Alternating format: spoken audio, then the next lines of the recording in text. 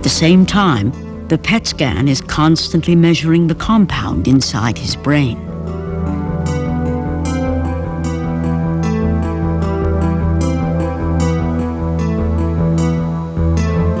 This is a critical moment. Compounds that work perfectly well in mice often fail when they're tested in people. To sort of be there at their creation was incredible, that we could try this in a living person.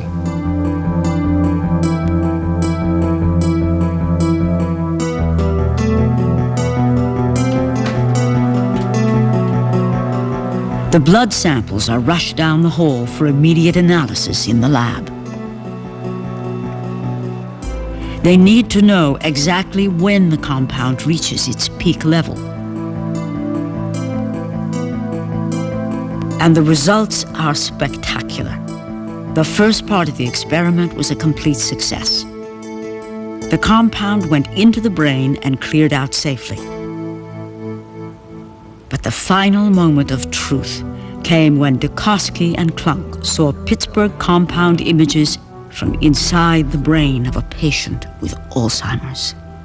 So we got these images, and I remember having a reaction that I can only describe as maybe the Steelers scoring a touchdown. So you're up, you're dancing around. I was stunned. There wasn't any doubt about the interpretation. It was exactly where it was supposed to be.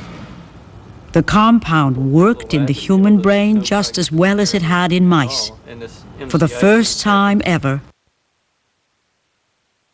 amyloid plaques in a living human being. We're at the very first step of being able to look in the brain and seeing amyloid deposits.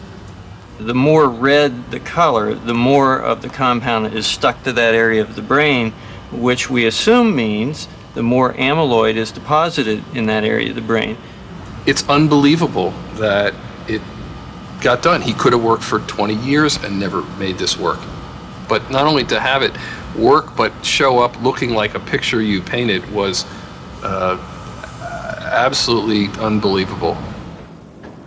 Many more tests of the compound will be needed before it can be widely used. But it's a major turning point in the fight against Alzheimer's. Its most significant value will be to test new drugs against amyloid in the living brain. The Pittsburgh compound is, I think, going to be one of the major tools in trying to figure out whether or not we have, A, effectively found a way to stop amyloid deposition, and B, correlated the halting of that deposition with slowing down of the progression of the disease.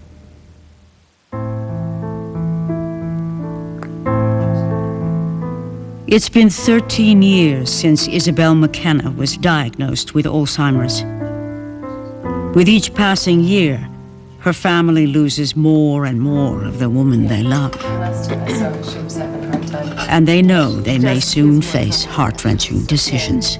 She was coughing a lot and swallowing a lot and choking, it seemed like. Hopefully she won't get pneumonia because she can't swallow anymore. Hopefully she might not, or hopefully she will. Why? So pneumonia would what? Well, you'd have to think about antibiotics and what we were going to do with her. And I thought we had decided that we might not do that. Oh.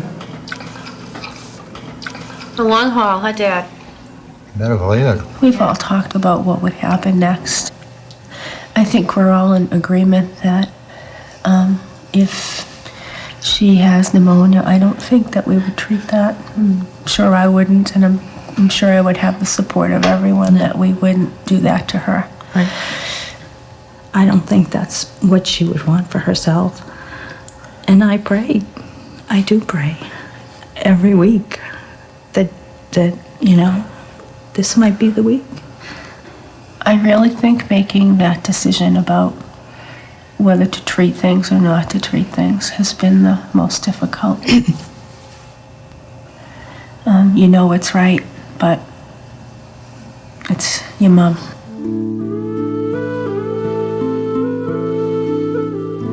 It's so hard to think that way. It's hard to go to that place and say, well, you know, it's the best thing, or, you know, I just thought of, you know, how could anybody dying be the best thing, but inevitably, it will get worse and worse. At least she's not in any kind of pain. It sort of makes me feel okay about it, that she's still here. Knowing my mother and knowing how she would have felt, I don't think that she would want to be living the way she is. But then on the other hand, I look at it for my dad, who wants to have her here and wants to have her around. I wish there was never such a thing. But that's life, I guess. We had a good life together. We stood by one another too a lot of times. 50 years. We had a 50-year wedding anniversary. Couldn't believe it. We tried to tell her that, she didn't know.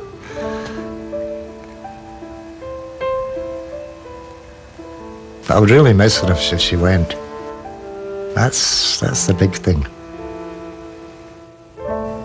I don't think we want her to die. I think she needs to be at peace.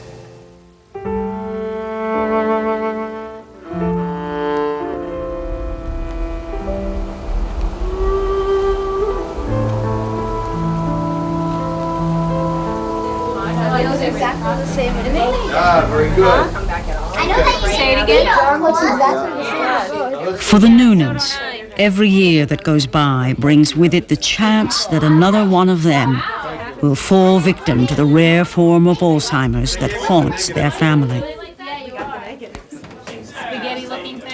Yeah, I was a chef. Tonight is Butch's birthday.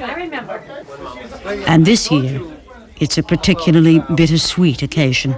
My 3 different careers and how they're related. I knew I was having symptoms already. I just know my mind wasn't working the way it used to. There were like blank spaces in my mind.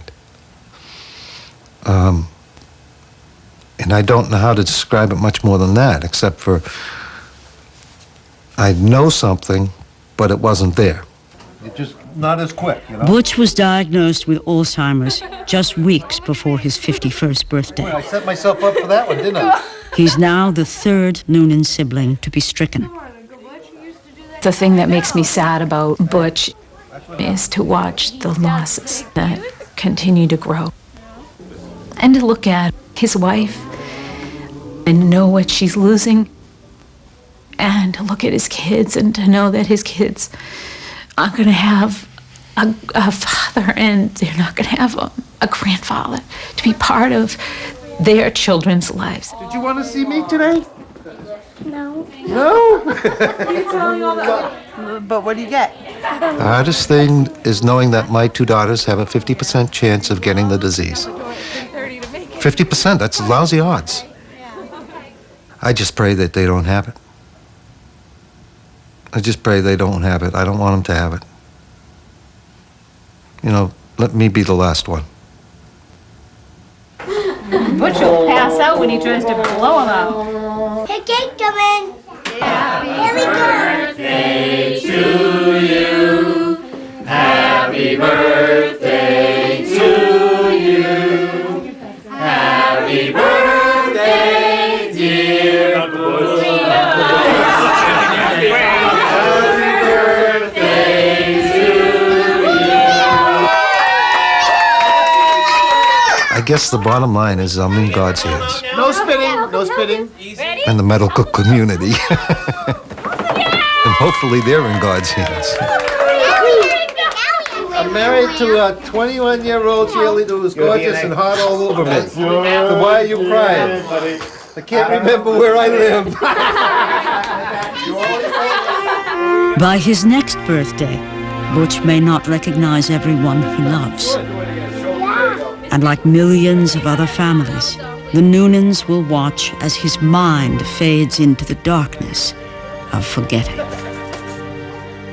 I make plans for the future, but I live for today. And I do the best I can with every day I have, but I want it to stop. Do whatever you can to save the next generation. whether it's our family or somebody else's family. Stop the disease, cure it.